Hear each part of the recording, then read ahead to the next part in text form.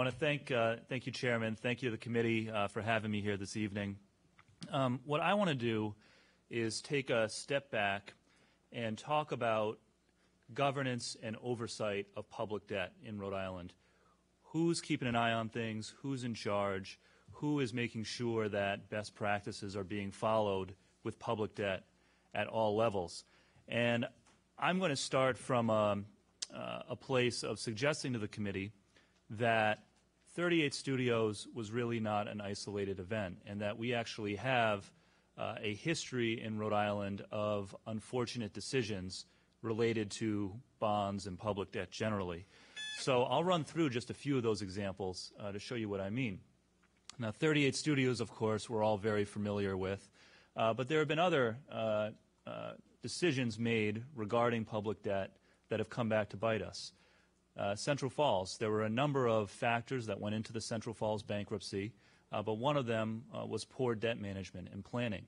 If you go back and you look at the kinds of bonds that Central Falls was issuing, particularly in the early 1990s, a lot of them were very clearly cash grabs that maybe made the budget situation easier in the short term, but really came back to bite that community later on down the road. For example, if memory serves, in 2010, when the city did go into bankruptcy, they had a $7 million bond payment coming due for a total town budget of $17 million. So $7 million of bond payments due in 1 year on a $17 million budget. That's an example of where, there were many factors at work in the Central Falls bankruptcy, but certainly poor debt management was one of them. Woonsocket's pension obligation bond was a very controversial, continues to be a very controversial debt issuance. It was done in 2002. Today, looking back, the city is further in the hole financially than it was when that pension obligation bond was issued. RIPTA, there was a period of time in the 1990s where RIPTA was funding some of its capital expenses out of 20-year general obligation bonds. One of the cardinal rules of capital budgeting and debt is you don't take out a loan to pay for a piece of equipment that has a shorter useful life than the length of the loan. And there was a period of time where RIPTA was taking out 20-year loans to pay for buses with a useful life of 12 years. That's a very basic no-no in debt management. Originally, this presentation was much longer, and we actually had a lot of slides of these examples, but we cut them in the interest of time, and so I'll just go through one more. The Clean Water Finance Agency, now known as the Rhode Island Infrastructure Bank. As you all know, this is an agency that our office has taken a special interest in since I began here in January. We were the authors of legislation to expand this agency and add to its purview. And as we've gotten to be more familiar with the agency, we've found some examples of questionable decisions that were made, and I'll just give one, which has to do with cash management. Now, as you heard earlier, typically when bonds are issued, you're required to keep a cash reserve on hand as some security for the bondholders. Through the years, the agency had built up more than $100 million of cash, about $130 million. Come to find, it was being invested in an account that was earning 1 basis point, or 0.01% of interest. Now, interest rates are low these days, but not that low, right? And the state, for example, on our cash investments, we typically earn right now between 0.2 and 0.25%. Now, the difference between 0.01 and 0.25 may not sound huge, but when it's on $130 million, you're talking a lot of money that was being left on the table.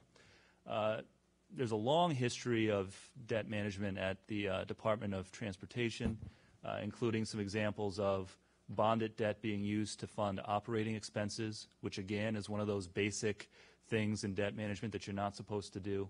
And there's some talk earlier too about the use of negotiated sales as opposed to competitive sales.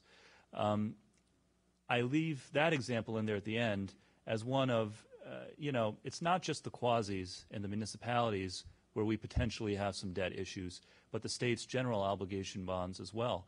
We haven't done a competitive sale in many years, and there is some good evidence that suggests that competitive sales earn you a better rate than negotiated sales. You may be leaving money on the table or essentially having the underwriters, the Wall Street underwriters, getting a better deal relative to the state through a negotiated sale than a competitive. Mr. Treasurer, we had a question here from the committee. Oh, yeah. Just for a moment, please. Welcome, Mr. Treasurer. Before we change the slide, back to the issue of the Clean Water Finance Agency. You gave a very good example about cash being poorly managed. Has the Treasurer's Office actually identified how many other agencies have a similar issue where, and I know, for example, here at the legislature, we always hear about RIMFAC and some other particular agencies having a significant amount of cash, and when it becomes budget time and we're looking for monies, the issue then becomes, where will that money go? Will it be committed to this fiscal year, or will they be allowed to carry that over? So, no, that's a good question, and I'll start by saying, first of all, of that $130 million of cash at the agency, a significant majority of that is spoken for. They're required to hold it as security on their bonds. So this isn't money that could be moved to another purpose. But to the question of, they were investing it at 0.01% when they could have been getting a better deal. When we learned that, we did send questionnaires to the other quasi-public agencies to ask them how they were investing their cash, and those responses have been coming back, and we can give you an update as we get more of those in. And we are working with the Infrastructure Bank to look at maybe moving some of their cash over to the Treasury cash management pool, where we've been getting a better rate for the state's general fund. I would think while there'd be a certain amount of that corpus that has to be committed to whatever the obligation is, there probably is a good return out there, and collectively it could generate additional money that obviously the state can use, whether it's legislatively targeted or whether it's placed right back into that agency. Well, absolutely. And, when you have agencies that issue bonds to fund their activities, you may not need to issue as large a bond if you're earning more on your cash investments. So that's true. Thank you. And so we have one more question, yeah. Treasurer, and then we'll try to limit questions we could just to get through the presentation, but certainly if they have an urgent question. Senator O'Neill. Well, following up on the discussion with Senator Jabbour, it prompted something that I think is related to the Clean Water Finance Agency, even though it's a separate entity, and that is the Narragansett Bay Commission. I believe they're the ones that are going to manage this large expansion of the rainwater collection system. And that's a very large number. Do you know the number that's involved there? Oh, not off the top of my head, but I know that there are various stages to that proposal, and each of the stages runs into the hundreds of millions. But $450 million sound like a number you might have heard? Could be, and we can get you that for sure. Yeah, well, that's really not the point. The point is that that will be bonded, I assume? Yeah. Okay, and what kind of bonds do you expect they'll be? Well, those would most likely be revenue bonds that are backed by the charge to the ratepayers for the. Okay. Yeah. So, and it's relative because this is going to affect taxpayers in a big way. And if anybody's tied into the Narragansett Bay Commission system, they're going to pay for that, and they're going to pay big. So, do you know how many years and what % those bonds are likely to go out at? Yeah, we can get you that information. This is not something that our office is directly involved in.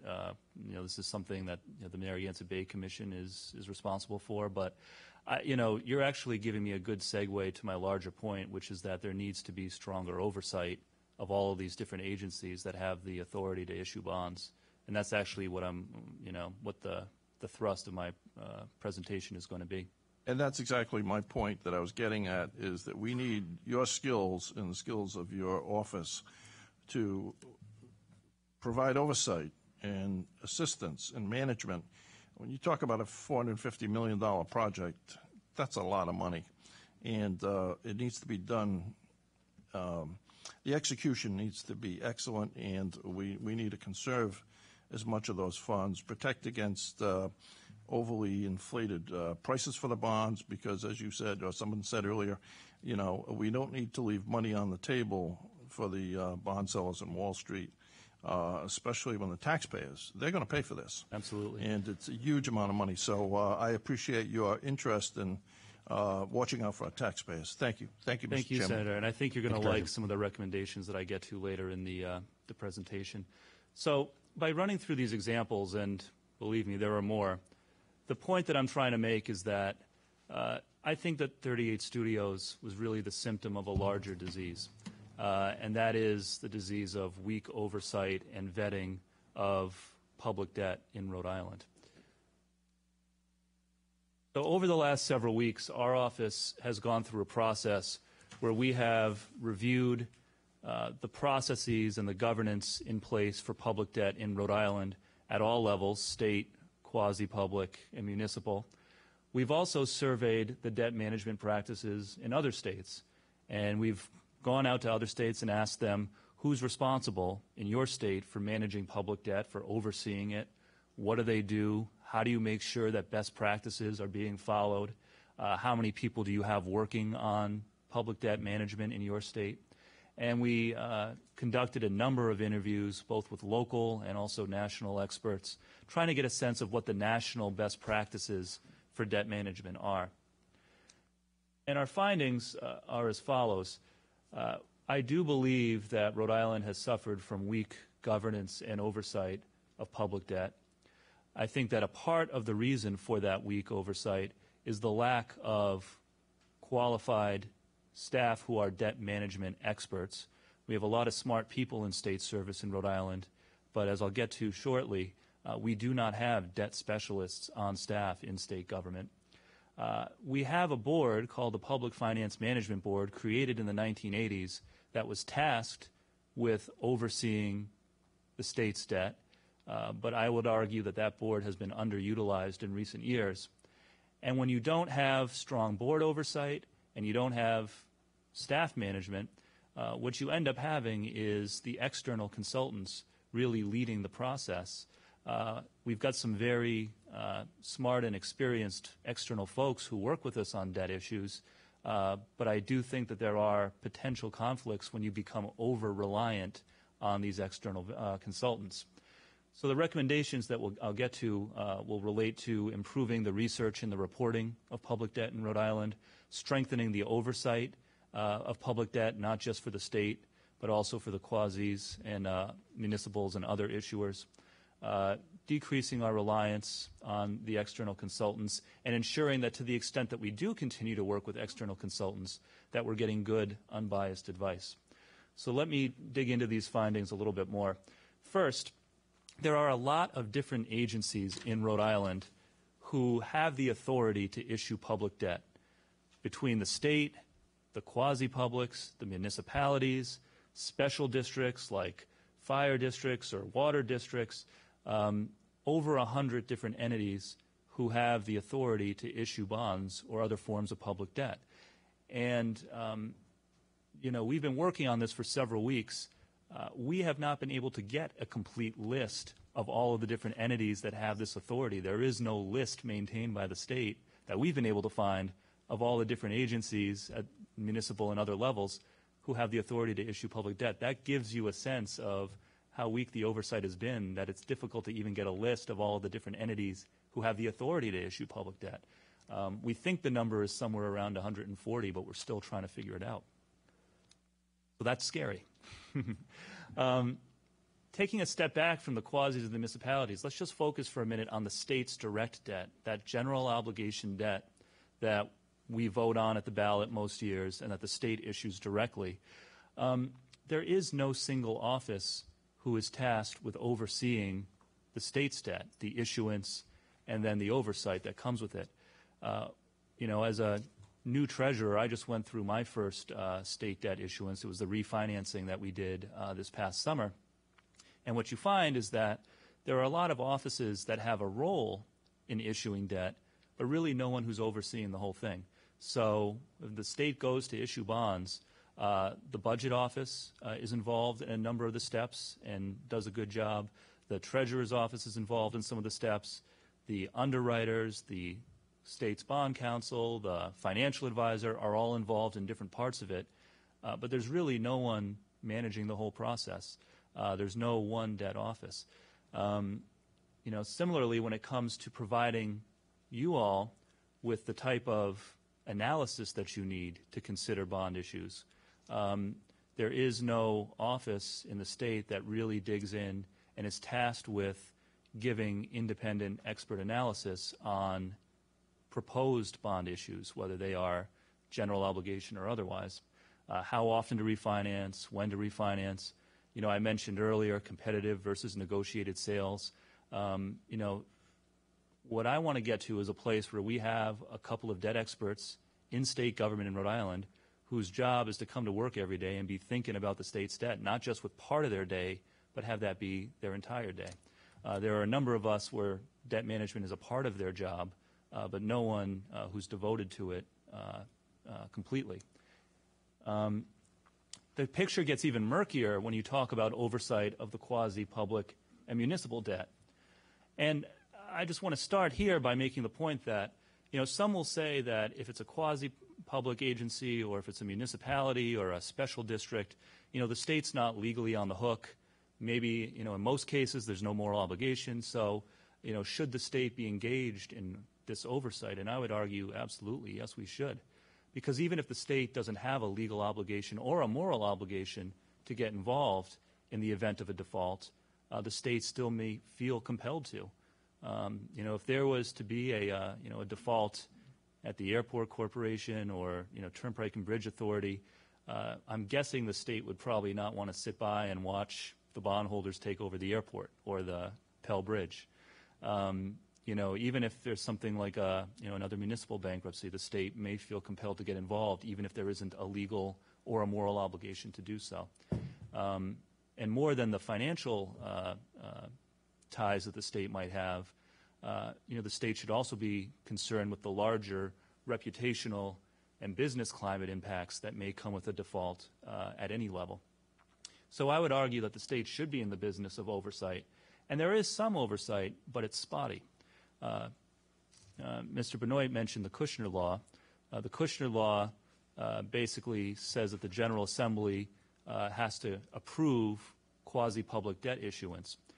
But there are a number of agencies that are exempted from the Kushner Act, and in fact some of the largest issuers of debt, including Rybeck, the Narragansett Bay Commission, the Infrastructure Bank, Rhode Island Housing. You know, if you look at the $9 billion or so of debt on the state's balance sheet, I think more than $5 billion of that is issued by these quasi-public agencies that are exempt from the Kushner Act and not subject to that General Assembly vote. And even for those agencies that are covered by the Kushner Act, including the Commerce Corporation, you know, the General Assembly did vote on the job guarantee program that led to 38 studios. You're not always given the impartial analysis that you need, I would say, to make informed decisions because we lack a debt analysis office in this state. At the municipal level, there's weaker oversight, and we don't necessarily do as much as we should to draft and promulgate best practices for debt management to the various issuing entities. Let me focus on this issue of staff capacity for a minute. In our survey of other states around the country, one of the questions we asked was, how many people do you have working on debt management in your state? And what you see here is that of the responses we've gotten, we really are an outlier. Most other states have at least a couple of people, some cases many more, whose job is to come to work every day and be thinking critically about issues of public debt. In Rhode Island, of 14,000 state employees, not one of them is the debt guy, right? Which is kind of shocking. Again, there are several people in the budget office and elsewhere where it's part of their job, but no one who is completely responsible for offering that kind of management and analysis. We've got half an employee in our office. He's a full-time employee, but he spends half of his time preparing this PFMB debt report that comes out every year, which is one of the sources of information where you can find some data on state debt. It's not comprehensive, but you know, we really are an outlier relative to other states by not having a specialized debt team somewhere in state government. Third, let's talk about the PFMB, the Public Finance Management Board. So this is a board that was established back in the 1980s for several reasons. But if you look at the authorizing language, the board is supposed to advise and assist all state departments, agencies, quasis, et cetera, on public debt management. Anybody who issues debt in the state, whether it's a municipality or quasi, they're supposed to, 30 days in advance, send the PFMB information about the type of bonding that they're expecting to perform. Although you'll note in the red there, it actually says in the statute that failure to deliver that information basically carries no consequence. So if you don't turn that information over, you can go ahead and issue anyway as if you had turned the information over. So there's not a whole lot of teeth there. Second, we reviewed minutes and voting history of the PFMB going back 20 years. And what you see in the chart is that the board used to be much more active than it has been lately. So back in the 90s, the PFMB was meeting 4 or 5 times a year. But for the last several years, that activity has really fallen off. Back in the 90s, the PFMB was doing things like performing a comprehensive study on state debt policy. You've probably heard of the PFMB targets that say that the state should issue no more than, let me make sure I get the numbers right here, but it's no more than 8% of general revenue should be consumed by debt service, and debt should not total any more than 6% of personal income. Those targets were set by the PFMB back in 1999, but as far as we can tell, they haven't been revisited since then. And the world has changed a lot since 1999. Are those limits still appropriate or not? It's been a long time since the board has taken a look. Really, the only thing the board has been doing for the last several years is meeting once a year, which is the statutory minimum, and issuing what's called cap space to the quasi-public agencies. And what that is the federal government sets limits on how much tax-exempt debt can be issued in a state, and the quasis will send letters to the PFMB requesting a certain amount of that capacity every year. The PFMB meets once a year, doles out that cap space, and that's basically been it for the last several years. Even if the PFMB were to start meeting more frequently and becoming more active, there is no staff support currently. There's no ability to proactively vet the debt plans before they're issued because, again, there is no consequence for the quasis and municipalities that just don't submit the paperwork. What we have here essentially is an attempt to provide some oversight that looks like it was pretty active back in the 90s, but has since fallen off. Finally, one question to yeah. interject. Thank you. Sorry. Thank you, Mr. Chairman. This chart and the discussion of the PFMB is intriguing. These people, who are they? Where do they come from? So the PFMB board members are appointed by the governor, the treasurer, and the League of Cities and Towns. Is it a voluntary board, non-paid? Correct. Okay, so is it fair to say, and I'm trying to be polite, that given the current rate of activity and given the issues that we've gotten ourselves into, that they're not effective?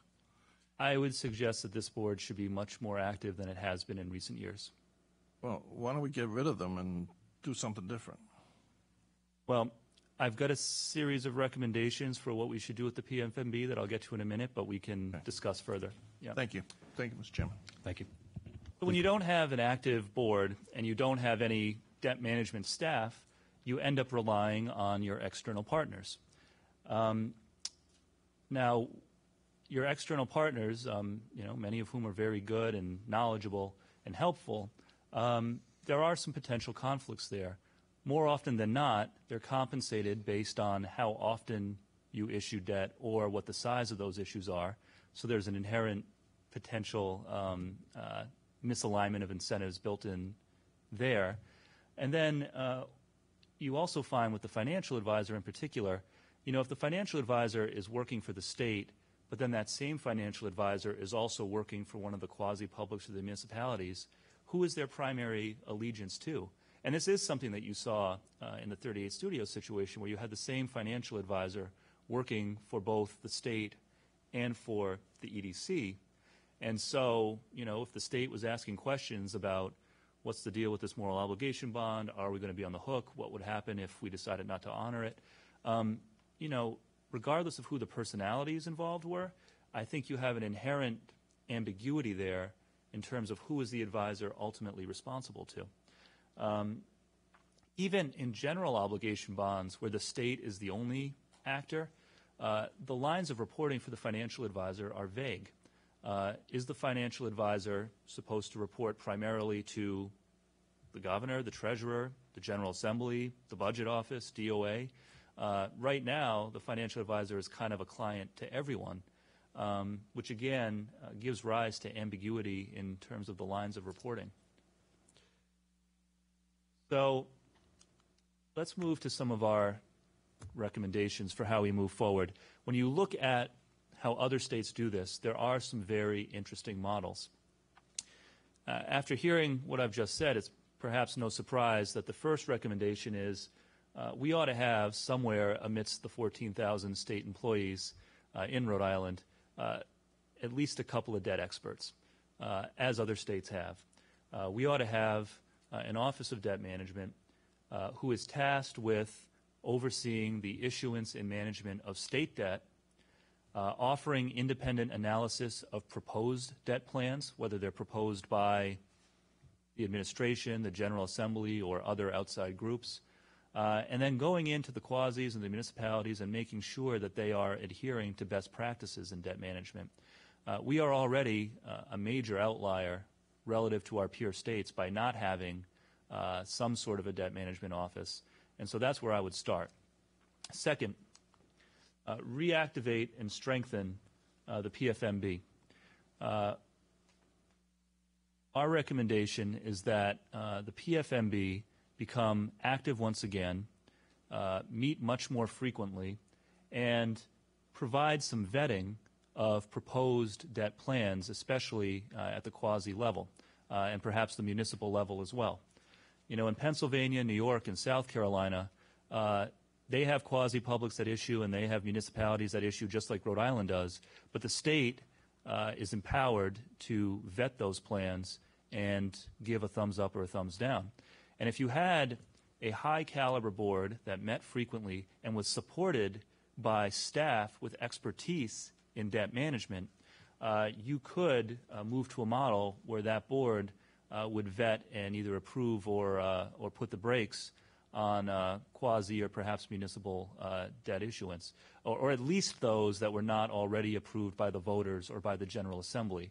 Because again, what you find is that in the spectrum of public debt in Rhode Island, many issues go before the voters, some go in front of the General Assembly, but then there are those that kind of fall through the cracks and aren't vetted by either the voters or the General Assembly. So perhaps the role of the board should be to vet those.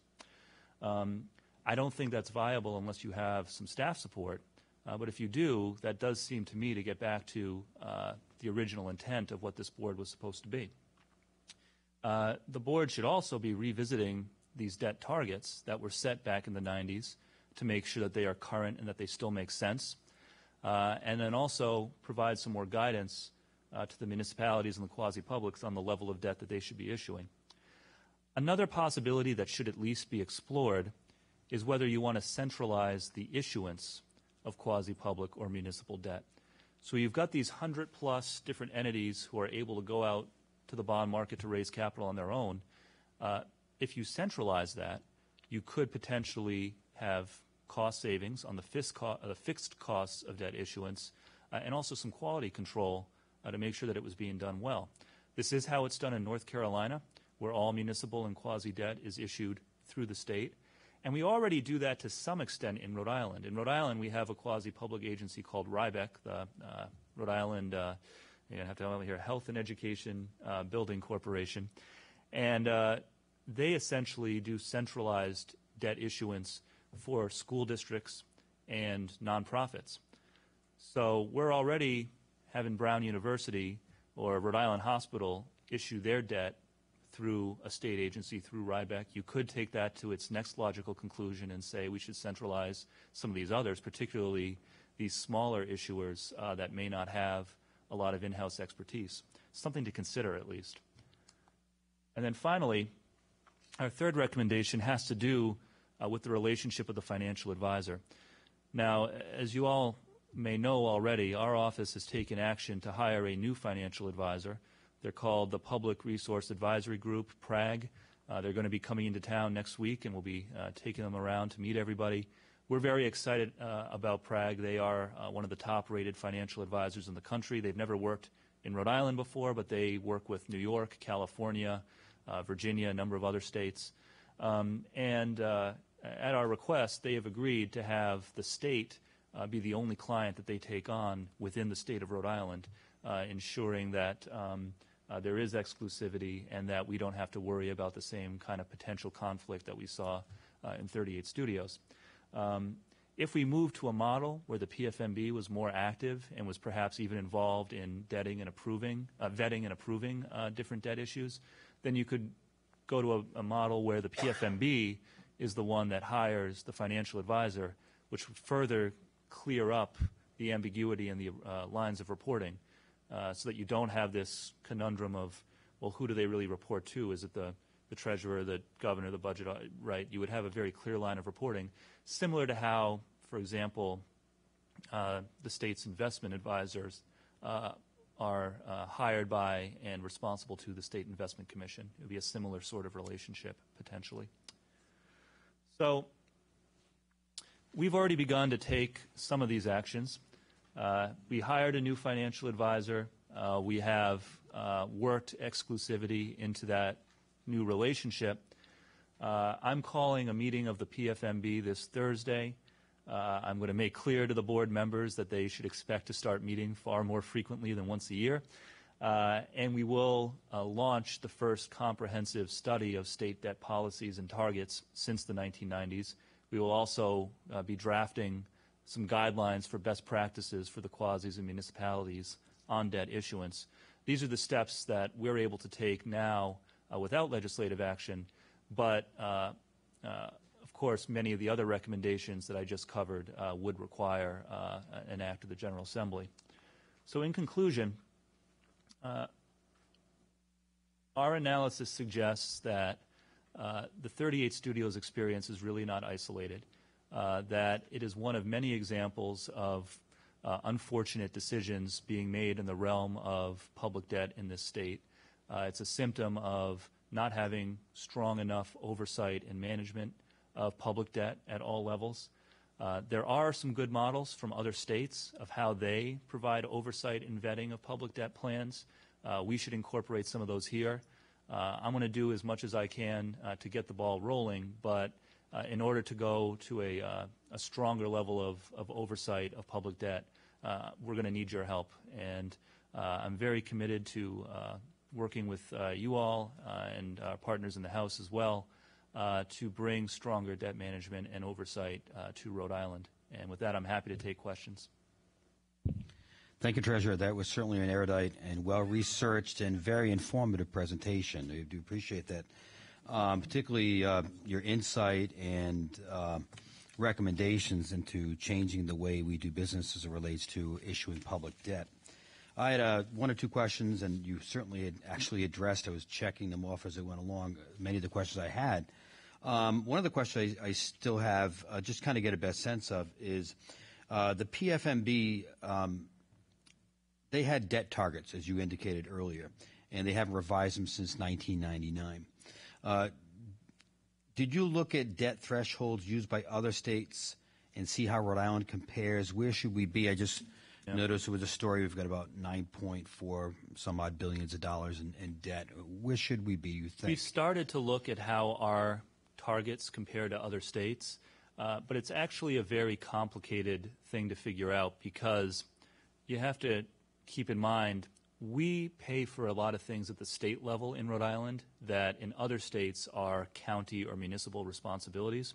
So to make sure that you really have an apples-to-apples comparison, you have to dig a little deeper than just looking at 7%, 6%, et cetera.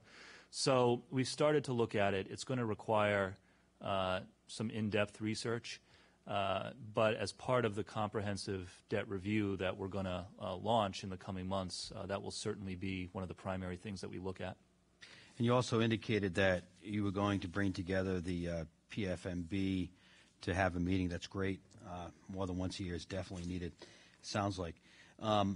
But and you're going to look at maybe targets both for quasi-publics, debt targets, as well as municipalities. I think a lot of people, when they look back at the pension reform that the General Assembly had, again, the newest iteration of recently that got through the courts, but nevertheless addressed some of these unfunded liabilities that we had.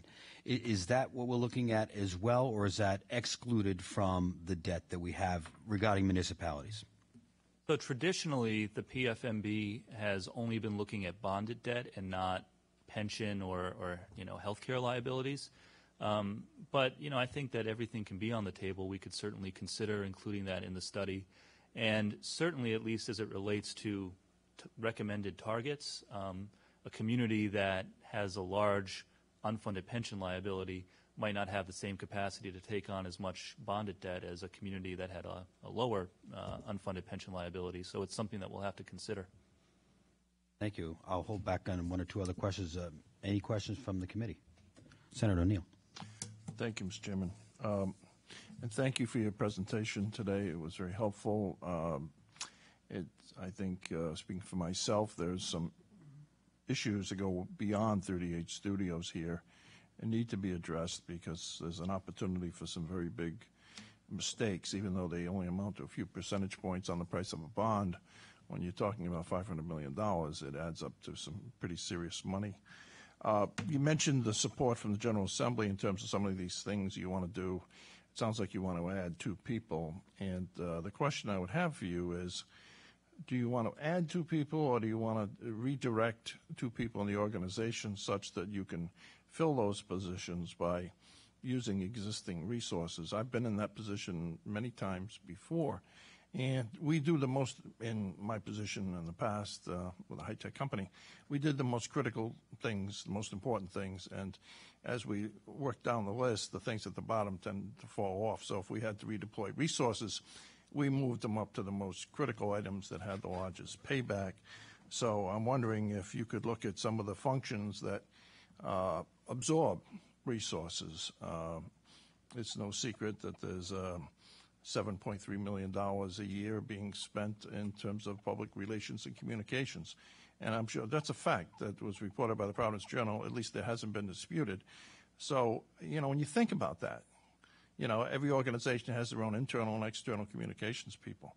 Do we really need to be spending $7.3 million on communications when we're leaving money on the table on these bond issues here? This is big money. This is very serious business.